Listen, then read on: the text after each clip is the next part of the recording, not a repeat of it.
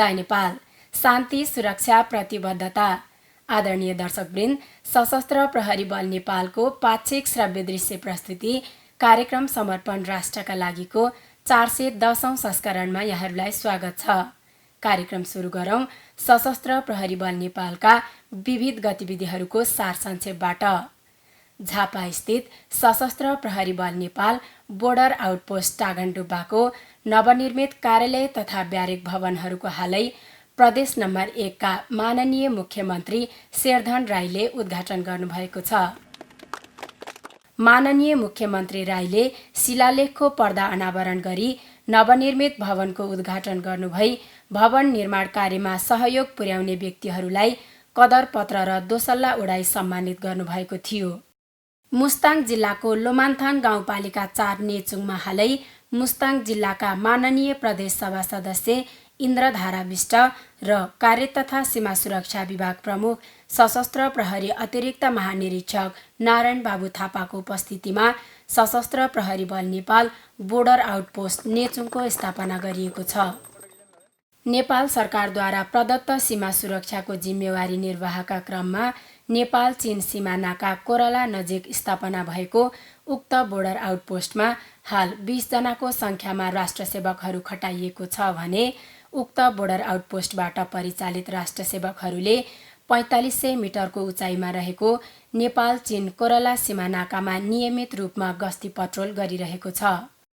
सशस्त्र प्रहरी महानिरीक्षक शैलेन्द्र खनालले हालै राष्ट्रिय सशस्त्र प्रहरी बल प्रशिक्षण प्रतिष्ठान माता तीर्थमा सञ्चालित सिसम 23 गुल्मापति तथा स्टाफ कोर्स CCSE तालिमको समापन गर्नुभएको छ। यही ज्येष्ठ 15 गते प्रधान कार्यालयमा आयोजित समापन कार्यक्रममा महानिरीक्षक खनालले प्रशिक्षार्थी अधिकृतहरूलाई पुरस्कार तथा प्रमाणपत्र एवं प्रशिक्षकहरूलाई प्रशंसा पत्र प्रदान गर्नुभई निर्देशन समेत दिनुभएको थियो। सो अवसरमा महानिरीक्षक खनालले फौजी संगठनमा तालिमको विशेष महत्त्व रहेको चर्चा गर्नुहुँदै कमान्डर तहका अधिकृतहरूले तालिमबाट प्राप्त ज्ञान, कला र कौशलको उपयोग गरी कार्यक्षेत्रमा खटिँदा राज्य र संगठनले सोचे अनुरूपको लक्ष्य प्राप्तिमा क्रियाशील रहन निर्देशन दिनुभयो। उक्त कार्यक्रममा सशस्त्र प्रहरी अतिरिक्त महानिरीक्षकहरू पुष्पराम केसी र रामशरण पौडेल, सशस्त्र प्रहरी नायब महानिरीक्षकहरू लगायत बलका वरिष्ठ अधिकृतहरूको उपस्थिति रहेको थियो। 3 महिना अवधिको सो तालिममा 35 जना सशस्त्र प्रहरी निरीक्षकहरूको सहभागिता रहेको थियो। यसैगरी सशस्त्र प्रहरी महानिरीक्षक शैलेन्द्र खनालले सशस्त्र प्रहरी नायब उपरीक्षक पदबाट सशस्त्र प्रहरी उपरीक्षक पदमा पदोन्नति हुनुभई दर्जानी चिन्ह सुशोभनमा छुट हुनुभएका अधिकृतलाई दर्जानी चिन्हबाट सुशोभित गर्नुभएको छ। सशस्त्र प्रहरी बल नेपाल सुरक्षा बेस बाहुनीको नवनिर्मित कार्यालय तथा ब्यारेक भवनहरूको सशस्त्र प्रहरी बल नेपाल नम्बर 1 बराहा बाहिनी मुख्यालय सुनसरीका बाहिनीपति सशस्त्र प्रहरी नायब महानिरीक्षक नगेन्द्र बहादुर थापा र बेलबारी नगरपालिकाका प्रमुख ज्ञानेन्द्र सुवेदीले संयुक्त रूपमा उद्घाटन गर्नुभएको कुरा सो इकाइले जनाएको छ। यसैगरी सशस्त्र प्रहरी बल नेपाल नम्बर 7 बैद्यनाथ बाहिनी मुख्यालय कैलालीका बाहिनीपति सशस्त्र प्रहरी नायब महानिरीक्षक हरिशंकर बुढाथोकीको उपस्थितिमा कैलाली जिल्लाको कैलाली गाउँपालिका 2 खोनपुर, भजनी नगरपालिका 7 हिक्मतपुर, धनगढी उपमहानगरपालिका 10 जुगेडा र सोही उपमहानगरपालिका 9 बङ्गरा कटानमा बोर्डर आउटपोस्टहरूको स्थापना गरिएको कुरा बाहिनीले जनाएको छ। विश्वव्यापी महामारीको रूपमा फैलिरहेको कोभिड-19 रोग रोकथाम तथा नियन्त्रणका लागि अहोरात्र परिचालित सशस्त्र प्रहरी बल नेपालले सीमा क्षेत्र लगायत देशभरका विभिन्न स्थानहरूमा आफ्नो अधिकतम जनशक्ति परिचालन गरी आम नागरिकहरूलाई घरभित्रै सुरक्षित रहन आग्रह गर्दै अनावश्यक भिडभाड तथा आवतजावत नियन्त्रणको प्रयास निरन्तर गरिरहेको छ। यसरी परिचालित सशस्त्र प्रहरी बल नेपाललाई अमेरिकी राजदूतावास, आनी Choying Dolma foundation, Singapore red cross, प्रारम्भ सामाजिक संस्था लगायत विभिन्न सङ्घ संस्थाहरूले विभिन्न सुरक्षा सामग्रीहरू हस्तान्तरण गरेका छन्। यसैगरी बलम्बु स्थित सशस्त्र प्रहरी बल नेपालको कोभिड-19 युनिफाइड कमान्ड हस्पिटलबाट हालै 11 जना कोरोना सङ्क्रमितहरू उपचार पश्चात निको भई घर फर्किएका छन्। सशस्त्र प्रहरी सेवा साधारण समूह साधारण उपसमूहतर्फ सशस्त्र प्रहरी सहायक हवलदार पदबाट सशस्त्र प्रहरी हवलदार पदमा बढुवा भएका राष्ट्रसेवकहरूलाई हालै दर्जानी चिन्ह प्रदान गरिएको छ। सशस्त्र प्रहरी बल नेपाल नम्बर 3 गढीमाई बाहिनी मुख्यालयमा कार्यरत पदोन्नति भएका राष्ट्रसेवकहरूलाई सोही बाहिनीका बाहिनीपति सशस्त्र प्रहरी नायब महानिरीक्षक कृष्णभक्त ब्रह्मचारीले दर्जानी चिन्ह प्रदान गर्नुभएको थियो। प्रधान कार्यालयमा कार्यरत पदोन्नति भएका राष्ट्रसेवकहरूलाई प्राविधिक सशस्त्र प्रहरी वरिष्ठ उपरीक्षक इन्जिनियर सन्दीप थापा, सशस्त्र प्रहरी वरिष्ठ उपरीक्षकहरू क्रमशः विदुर खड्का, लक्ष्मण बहादुर सिंह, नेत्र कुमार खत्री र श्याम कोइरालाले उल्लेखित दर्जाको दर्जानी चिन्ह प्रदान गर्नुभयो भने मातहतका कार्यालयहरूमा सम्बन्धित कार्यालय प्रमुखहरूले दर्जानी चिन्ह प्रदान गर्नुभएको कुरा सम्बन्धित इकाइहरूले जनाएका छन्। सशस्त्र प्रहरी बल नेपाल विपद व्यवस्थापन तालिम शिक्षालय कुरिन्टारबाट परिचालित गोताखोर सहितको एपीएफ उद्धार टोलीले लमजुङ जिल्लाको सुन्दरबजार नगरपालिका 8 कालुपुल स्थित मर्स्याङ्दी नदीबाट सोही स्थान बस्ने वर्ष 65 की पार्वती राउतको शव उद्धार गरी नेपाल प्रहरीलाई बुझाएको कुरा शिक्षालयले जनाएको छ। यसैगरी पोखरा स्थित सशस्त्र प्रहरी बल नेपाल नम्बर 24 गढ कालिका कास्कीबाट परिचालित एपीएफ उद्धार टोलीले पोखरा महानगरपालिका 1 गाईघाट शान्ति टोल नजिकै सेती नदीमा नुहाउने क्रममा नदीले बगाई बेपत्ता भएका वर्ष 65 का मनबहादुर परियारको खोज तलास पश्चात शव उद्धार गरी नेपाल प्रहरीलाई बुझाएको कुरा गढले जनाएको छ। बाँकेको नेपालगञ्जबाट सल्यानतर्फ जाँदै गरेको यात्रुवाहक फोर्स भ्यान राप्ती सोनारी गाउँपालिका 2 ठुरिया जङ्गलमा रोकिराखेको ट्रकमा ठोकी भएको दुर्घटनामा सशस्त्र प्रहरी बल नेपाल सुरक्षा बेस शमशेरगञ्जबाट परिचालित उद्धारक राष्ट्रसेवकहरूले दुर्घटनामा परि घाइते भएकाहरूको तत्कालै जीवितै उद्धार तथा मृतकहरूको शव उद्धार गरी अस्पतालतर्फ पठाएको कुरा सो इकाइले जनाएको छ। रुकुमको चौरजहारी घटनापछि भेरी नदीमा बेपत्ता भएकाहरूको खोजी तथा उद्धारका लागि सशस्त्र प्रहरी बल नेपाल नम्बर 47 गुल्म रुकुम पश्चिम र आश्रित गुल्म जाजरकोटबाट परिचालित गोताखोर सहितको एपीएफ उद्धार टोलीले निरन्तर खोज तलास पश्चात भेरी नदीबाट 2 जनाको शव उद्धार गरी जिल्ला अस्पताल जाजरकोटतर्फ पठाएको कुरा सो इकाइहरूले जनाएका छन्। कास्की स्थित सशस्त्र प्रहरी बल नेपाल नम्बर 34 गुल्मबाट परिचालित एपीएफ टोलीले पोखरा महानगरपालिका 13 मियापाटन नजिकै रतुवा मृग फेला पारी स्थानीयवासीहरूको सहकार्यमा उक्त रतुवा मृगलाई सकुशल नियन्त्रणमा लिई डिभिजन वन कार्यालय कास्कीमा बुझाएको कुरा गुल्मले जनाएको छ। पर्सा स्थित सशस्त्र प्रहरी बल नेपाल बोर्डर आउटपोस्ट विश्वबाट परिचालित एपीएफ टोलीले छिपारमाई गाउँपालिका 4 बन्जारीबाट मोटरसाइकलमा फल्स बटम बनाई लुकाई छिपाई ल्याउँदै गरेको स्रोत नखुलेको 22,48,000 नेपाली रुपैयाँ सहित एकजनालाई नियन्त्रणमा लिई आवश्यक कारबाहीको लागि मोटरसाइकल र नगद सहित जिल्ला प्रहरी कार्यालय पर्सामा बुझाएको कुरा उक्त इकाइले जनाएको छ। यसैगरी बारा स्थित सशस्त्र प्रहरी बल नेपाल बोर्डर आउटपोस्ट गोलागञ्जबाट परिचालित एपीएफ टोलीले सिमरौनगढ नगरपालिका अमरापुरबाट कपडाको पोकोमा लुकाई छिपाई ल्याउँदै गरेको स्रोत नखुलेको 15 लाख नेपाली रुपैयाँ र करिब 30,000 बराबरको लत्ता कपडा बरामद गरी वीरगञ्ज भन्सार कार्यालयमा बुझाएको कुरा सो इकाइले जनाएको छ। नवलपरासी स्थित सशस्त्र प्रहरी बल नेपाल नम्बर 26 गढबाट परिचालित एपीएफ टोलीले पाल्हीनन्दन गाउँपालिका 2 मुडेरा स्थित एक छाप्रोमा अवैध रूपमा नेपालबाट भारततर्फ लैजान लुकाइराखेको अवस्थामा करिब 3,37,500 बराबरको 350 किलोग्राम छोकडा बरामद गरी महेशपुर भन्सार कार्यालयमा बुझाएको कुरा गढले जनाएको छ। रूपन्देही स्थित सशस्त्र प्रहरी बल नेपाल नम्बर 38 गुल्म भैरहवाबाट परिचालित एपीएफ टोलीले विभिन्न मितिमा सिद्धार्थनगर नगरपालिका 11 भुजौली स्थित सीमा इलाका र रोहिणी गाउँपालिका 1 सेमर पानीबाट करिब 2,69,000 बराबरको विभिन्न परिमाणको लत्ता कपडा, किराना सामान, हार्डवेयरका सामान, रङ तथा सुर्तीजन्य सामानहरू बरामद गरी भैरहवा भन्सार कार्यालय रूपन्देहीमा बुझाएको कुरा गुल्मले जनाएको छ। बारा स्थित सशस्त्र प्रहरी बल नेपाल नम्बर 12 गढमा तहत बोर्डर आउटपोस्ट बरैनियाबाट परिचालित एपीएफ टोलीले विश्रामपुर गाउँपालिका 3 खुदिया टोल स्थित 10 गजा इलाकाबाट विभिन्न परिमाणको अवैध लागु औषध सहित एकजनालाई नियन्त्रणमा लिई नेपाल प्रहरीलाई बुझाएको कुरा गढले जनाएको छ। सुनसरी स्थित सशस्त्र प्रहरी बल नेपाल बोर्डर आउटपोस्ट श्रीपुरबाट परिचालित एपीएफ टोलीले कोशी गाउँपालिका 6 श्रीपुरबाट विभिन्न परिमाणको लागु औषधहरू बरामद गरी आवश्यक कारबाहीको लागि नेपाल प्रहरीलाई बुझाएको कुरा उक्त इकाइले जनाएको छ।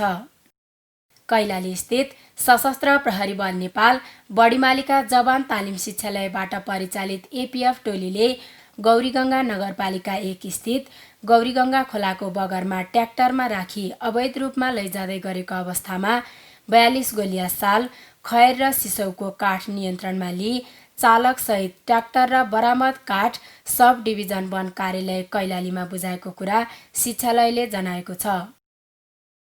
यसैगरी पर्सा स्थित सशस्त्र प्रहरी बल नेपाल बोर्डर आउटपोस्ट बिखमपुर मातहत फरवार्ड सुरक्षा बेस पाण्डेपुरबाट परिचालित एपीएफ टोलीले जगन्नाथपुर गाउँपालिका 1 स्थित पाण्डेपुरमा अवैध रूपमा भारतबाट नेपालतर्फ ल्याउँदै गरेको करिब 2,50,000 बराबरको पशु चौपाया बरामद गरी भन्सार कार्यालयमा बुझाएको कुरा सो इकाइले जनाएको छ। हस्त दर्शकवृन्द, गतिविधिको क्रम आजलाई यति नै। अब प्रस्तुत गर्दैछौँ कोरोना भाइरस संक्रमण रोकथाम तथा नियन्त्रण सम्बन्धी सशस्त्र प्रहरी बल नेपालद्वारा तयार गरिएको चेतनामूलक टेलिचलचित्रको बाँकी भाग। स्वीकार गर्नुहोस्।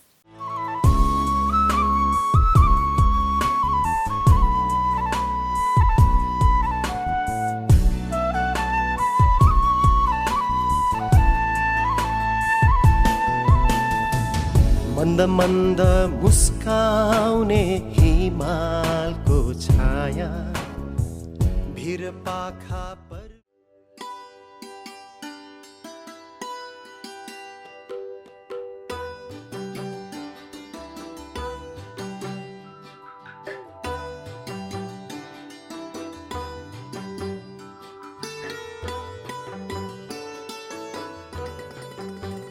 शिवदाई, अनि के भारै छ त नानीलाई? अहिले कस्तो छ? अरू केही त भारै नि? होइन, के भन्न खोजेको भाइ? मेरो छोरीलाई कोरोना भयो भनेर भन्न खोजेको? हे दाइ पनि त्यत्तिकै रिसाइहाल्नुहुन्छ भने। छोरी बिरामी थिइन्, अनि अहिले कस्तो छ के छ भनेर पो सोधेको त। तपाईँको छोरीलाई कोरोना नै लाग्यो भनेर सोध्या हो र? उहाँको बानी नै यस्तै हो बाबु। नानीलाई केही पनि भएको छैन। मौसम परिवर्तनले गर्दा सामान्य रुगाखोकी र भाइरल ज्वरो मात्रै रहेछ। हो त नि भाउजू, अहिले दिन प्रतिदिन गर्मी बढिरहेछ, बच्चाहरूलाई यस्तो भइरहेछ। राम्रोसँग हेरविचार गर्नुपर्छ नि। राम्रोसँग हेरविचार त गरेकै हो नि भाइ, तर के गर्नु, समय परिस्थिति यस्तो छ, सबैतिर कोरोनाको महामारी छ। त्यही भएर हामी सबै डरायौँ नि। तर धन्न केही पनि भएको रहेछ मेरो छोरीलाई। सम्पूर्ण टेस्ट गरायौँ, कोरोना पनि नेगेटिभ आयो। त्यो त राम्रै भयो नि दाइ। भनेपछि रुगाखोकी लाग्दैमा अनि ज्वरो आउँदैमा कोरोना नै भयो भनेर डराइहाल्नुपर्ने अवस्था चाहिँ नहुँदो रहेछ, होइन दाइ? हो त बाबु, हामीलाई त साह्रै डर लागेको थियो, कतै कोरोना पो हो कि भनेर। यस्तो त मौसममा आइरहने फेरबदली र खानपान नमिल्दा अनि सानो बच्चाहरूलाई राम्रोसँग हेरविचार नगर्दा यस्तो हुने रहेछ। हो त नि भाउजू, त्यही भएर सफा खानेकुराहरू खुवाउनुपर्छ, अनि पानी तताएर अथवा निर्मलीकरण गरेर खुवाउनुपर्छ। बच्चाहरूलाई त हेरविचार गर्नु पर्यो नि। बच्चाहरूलाई मात्रै होइन, हामी ठुला व्यक्तिले पनि राम्रोसँग ख्याल गर्नुपर्छ। किनभने दिन प्रतिदिन अहिले गर्मी बढिरहेको छ। आफ्नो स्वास्थ्यको त हामी सबैले ख्याल गर्नु पर्यो नि। के हो भाइ, त डाक्टरले जस्तै भन्न थालिस् त? यो त सामान्य कुरा हो नि दाइ। अहिले कोरोना महामारीको बेलामा घरभित्रै बस्नुपर्छ। तर यस्तो अवस्थामा पनि ज्वरो आयो, रुगाखोकी लाग्यो भने घरमा बस्ने होइन, स्वास्थ्य संस्थामा गएर आवश्यक परीक्षण गराइहाल्नुपर्छ। अनि मात्रै सुरक्षित भइन्छ नि दाइ। हामीलाई चाहिँ घरभित्रै बस्नुपर्छ भन्ने, अनि त चाहिँ कहाँ जान लागेको त? आज ओडामा अप्ठ्यारोमा परेकाहरूलाई राहत वितरण कार्यक्रम थियो। सामाजिक दूरी कायम गर्दै राहत वितरण गरेर आदै। बाबु त समाजसेवी पो हुनुभएछ त, यो त राम्रो कुरा हो नि, अप्ठ्यारोमा परेकाहरूलाई सहयोग गर्नु। ल ल जाउँ, कति बाटैमा उभिएर गफ गरिरहनु, घरतिरै जाउँ। By uncle. बाई नानु। दाइ कति मोबाइल मात्र खेलेर होला, जाऊ घरतिर सुटुक्क। के कुरा गर्नु तिमीले? आज चाहिँ भइसक्यो, अब बाँकी 1.5 हप्ता त राख्छ, त्यसपछि राम्रैसँग जम्मली गर। त्यसै के आँटेको? किन हुनु नि, बाहिरबाट आएको यत्रो दिन भइसक्यो, कोरोनाको नाममा अहिलेसम्म एउटा पनि टेस्ट गरेको छैन। मलाई त यहाँको दाल भात तरकारी सम्झेरै दिक्क लाग्न थालिसक्यो। त्योभन्दा त जाउँ घरतिर सुटुक्क भयो। कस्तो नचाहिने कुरा गरेको तिमीले? हामी कहाँबाट आएको थाहा छ तिमीलाई? हामी त्यत्रो सङ्क्रमण फैलिएको देशबाट आएको होइन। यहाँको व्यवस्थापनले सक्ने जति काम त गरिरहेछ। पिसिआर टेस्टको लागि स्वाब सङ्कलन गर्ने भनिरहेछ नि। सबै टेस्ट कम्प्लिट गरेर ढुक्क भएर जाउँ नि घर। खै त दाइ, हामी त स्वस्थ नै छौँ नि। तपाईँले यहाँको व्यवस्थापन देख्नु भएको छ? केही पनि राम्रो छैन। बस्दा बस्दा अनावश्यक रूपमा तनाव मात्र भइसक्यो, छटपट्टि मात्र भइसक्यो। त्योभन्दा त बरु मैले भनेको मान्नुहुन्छ भने सुटुक्क जाउँ, फ्रेस त भइन्छ कमसेकम। कस्तो बच्चा जस्तो तिमी, जतिखेर पनि जाउँ जाउँ। यदि हामीलाई सङ्क्रमण सरेको रहेछ भने, हाम्रो परिवारलाई सर्यो भने यसले कस्तो विकराल रूप लिन्छ थाहा छ तिमीलाई? कहाँ बिग्राल रूप लिन्छ र? घरमा पनि त दूरी कायम गरेर बसौँला नि बरु। बस्छ तिमी क्वारेन्टाइनमा बस्दाखेरि त मास्क लगाउँदैन, खै मास्क लगायो? कति गरम हुन्छ। ल ल ल मास्क लगाउँछु। सरकारले यति राम्रो व्यवस्थापन गरेको ठाउँमा छटपट्टि हुन्छ तिमीलाई? घरमा गएर सामाजिक दूरी कायम गरेर बस्छ। साँच्ची तिम्रो त बुवा आमालाई नै सुगर प्रेसर के बिमार छ भने होइन? कहाँ सुगर प्रेसर मात्रै, बालाई त दमको पनि रोक्छ नि। तर केही फरक पर्दैन के। यहाँबाट चाहिँ सुटुक्क जाने कोसिस गरौँ न, बाँकी सबै म मिलाइहाल्छु नि। त्यस्तो जबरजस्ती नगर के।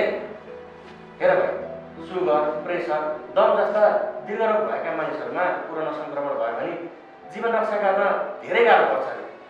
बाँकी 7-8 दिन राख्ला, त्यसपछि त हामी ढुक्क भएर घर जान पाइहाल्छौँ। हिजो मात्रै जानकारी गरायो भने हाम्रो टेस्ट हुन्छ भनेर।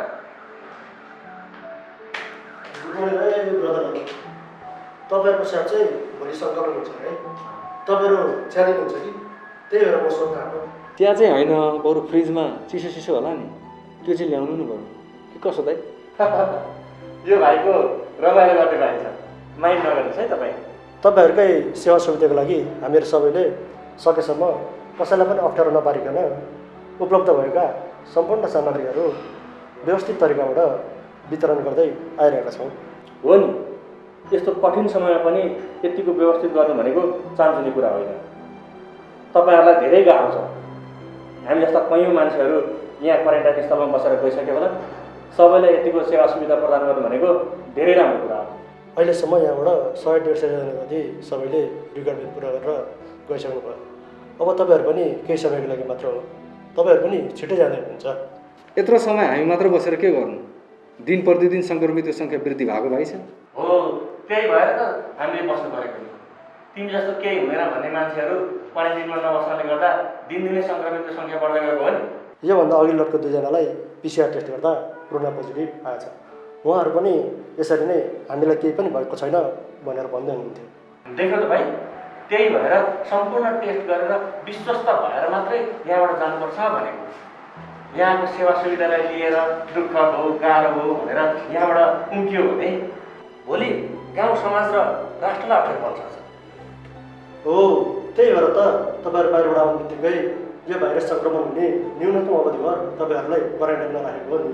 यहाँबाट गइसकेपछि पनि तपाईँहरूले सामाजिक दूरी कायम राख्दै आफ्ना सावधानका उपायहरू अपनाउनु भयो भने यो सङ्क्रमण फैलन पाउँदैन नि। ल तपाईँहरू चाहिँ गफर्दै भन्नुहोस्, मेरो चाहिँ तपाईँहरूको लागि खानपिनको व्यवस्था गरेको हुन्छ। अहिलेलाई म चाहिँ गरेँ। ल भाइ, यहाँबाट जाने चाहिँ कुरै नगर र त्यसको सम्भावना पनि छैन। यदि गइहाल्यो भने नि हाम्रो गाउँ समाजका मान्छेले हामी कहाँबाट आएको, कति दिनमा आएको सबै कुराको निगरानी गरिरहेका हुन्छन्। अझ क्वारेन्टिनबाट फुत्केर आएको भन्ने थाहा पायो भने त समातेर थप क्वारेन्टिनमा लगाएर राख्छन्। अझै बस्ने हो त 2 हप्ता क्वारेन्टिनमा। हो र भने त्यसो भए अवधि पुरा गरेर मात्र जाउँ, यही ठिक छ नि? हो त, यही त ठिक छ नि। यहाँ बस्नु नै हामी सबैको कल्याण हुन्छ।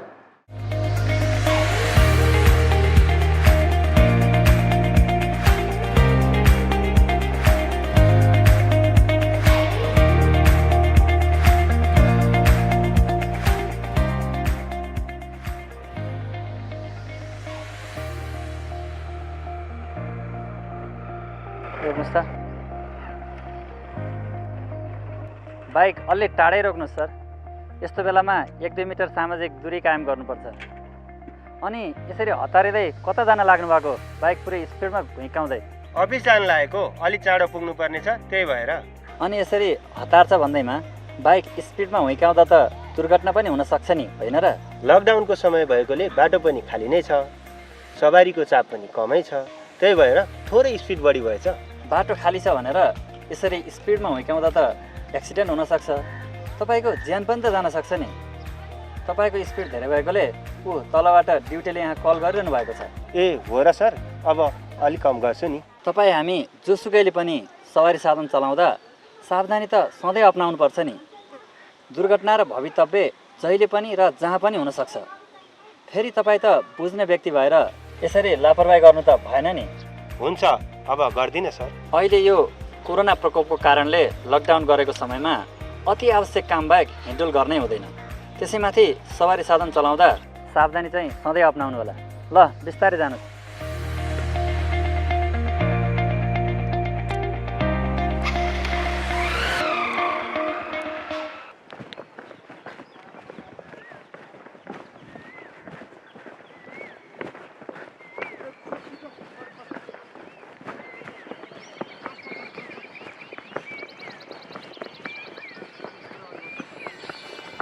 के छ सरहरूको हालखबर? तपाईँहरूलाई पनि साह्रै दुःख छ है? ल, यो त के दुःख हुनु नि, यो त हामीले देश र जनताप्रति गर्ने हाम्रो कर्तव्य हो नि, अनि हाम्रो जिम्मेवारी पनि हो। कस्तो राम्रो विचार लिएर हिँड्नुहुन्छ है तपाईँहरू। यस्तो अवस्थामा पनि घाम पानी दिन रात नभनी हाम्रो सुरक्षाको लागि 24 घन्टा खटिरहनुहुन्छ। यो त हाम्रो कर्तव्य नै हो नि। तपाईँहरूलाई अप्ठ्यारो परेको बेला सेवा सहयोग उद्धार गर्न र शान्ति सुरक्षा प्रदान गर्न त हो नि हामी राष्ट्र सेवामा खटिरहने। फेरि राष्ट्रलाई नै आवश्यकता परेको बेला हामीले दिन रात भोग तिर्खा भन्ने त कुरै भएन नि। के गर्नु सर, मेरो भाइ पनि सशस्त्रमै छ, ऊ पनि तपाईँ जस्तै ऊर्जाशील कुरा गर्छ। तर के गर्नु, उसले जसरी सान्त्वना दिन खोजे पनि आफ्नो मन मान्दैन। दाजुको मन त हो, कति बेला कता के हुन्छ भनेर पिर लागिरहन्छ। किन र दाइ? भाइ राष्ट्र सेवामा खटिरहेको देख्दा त झन् गर्व महसुस हुनुपर्ने। तर तपाईँ चाहिँ चिन्तित पो हुनुहुँदो रहेछ, किन? भाइ राष्ट्र सेवकको रूपमा जाइरहेको देखेर दुःखी भएको होइन। के गर्नु, यो संसारभरि नै कोरोना भाइरस भन्ने रोगले सताइरहेको छ भन्छन्। हाम्रोतिर सबै चिज बन्द गरेर सबै परिवार घरभित्रै बसिरहेका छौँ। आफ्नो चाहिँ एउटा भागो भाइ पनि जागिरमा छ। झन् तपाईँहरूलाई यसरी रात दिन ड्युटीमा हिँडिरहेको देख्छु, त्यही भएर चिन्ता लाग्छ नि। त्यस्तो धेरै चिन्ता गर्नुपर्ने कुरै छैन। फेरि यो कोरोना भाइरस यत्तिकै सर्ने रोग हो र? यसको लागि हामी सबैले आवश्यक सावधानी अपनाए त यो रोग सर्दै सर्दैन नि। खै के भनौँ, यो रोगले संसारभरि कति मान्छे मरिसके, कति धेरै बिरामी भइरहेका छन्। त्यही माथि ऊ सिमानामा बसेर ड्युटी गरिरहेको छ। सिमानामा त झन् कति मानिसहरू वारिपारी गर्छ होला।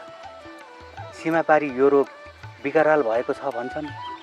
त्यही भएर त्यसलाई पनि लाग्ने हो कि भनेर साह्रै चिन्ता लागिरहेछ। हेर्नुहोस् दाइ, यो रोग मानिसहरूको भिडभाड तथा अनावश्यक आवाजावतबाट सर्ने र फैलन सक्ने भएकोले त यसैलाई रोक्न सरकारले सम्पूर्ण सीमा नाकाहरू सिल गरेर देशभरि लकडाउन गरेको छ।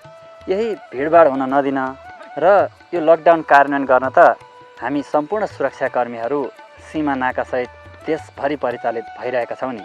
हुन त हामी पनि घरभित्रै बसिरहेका छौँ, त्यहाँ पनि त्यस्तै त हुन्छ होला नि। यो बेला सीमा नाकामा मानिसहरूको आवतजावत हुन नदिन अझै कडाइ गरिएको छ।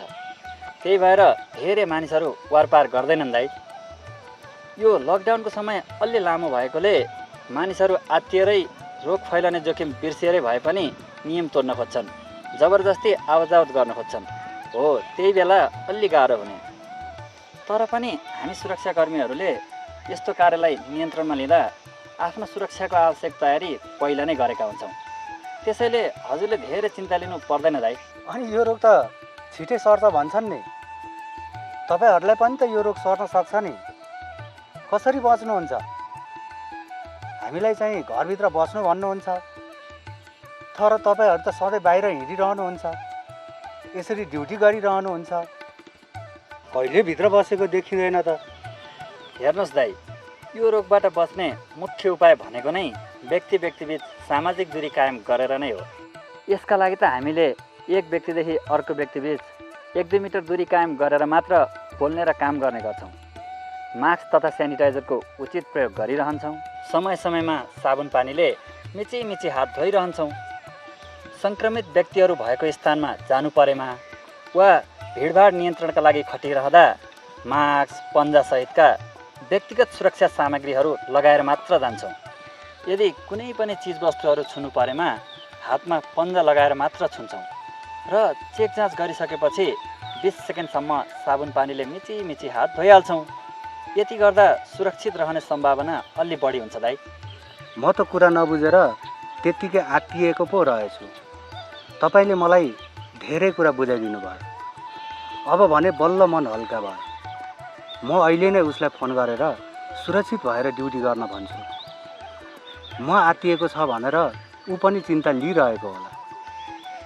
हुन्छ दाइ, हजुरहरूले यसरी कुरा बुझेर सरकारले गरेको निर्णय पालना गर्नुभयो भने त हामीलाई पनि हजुरहरूको सेवा, सुरक्षा, सहयोग र उद्धार कार्यमा अहोरात्र परिचालित हुन अझै प्रेरणा मिल्छ नि। अबदेखि म पनि अरू सबैलाई यो लकडाउनको पूर्ण पालना गर्न भन्छु र घरभित्रै सुरक्षित रहन आग्रह पनि गर्छु।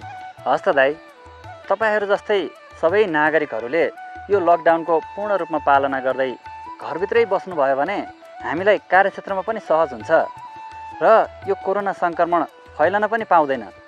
सङ्क्रमण रोकथाम तथा नियन्त्रणका लागि सहयोग पनि पुग्छ नि दाइ। हस् सर। सशस्त्र प्रहरी हामी छाती भरि देश हाम्रो हिमाल पहाड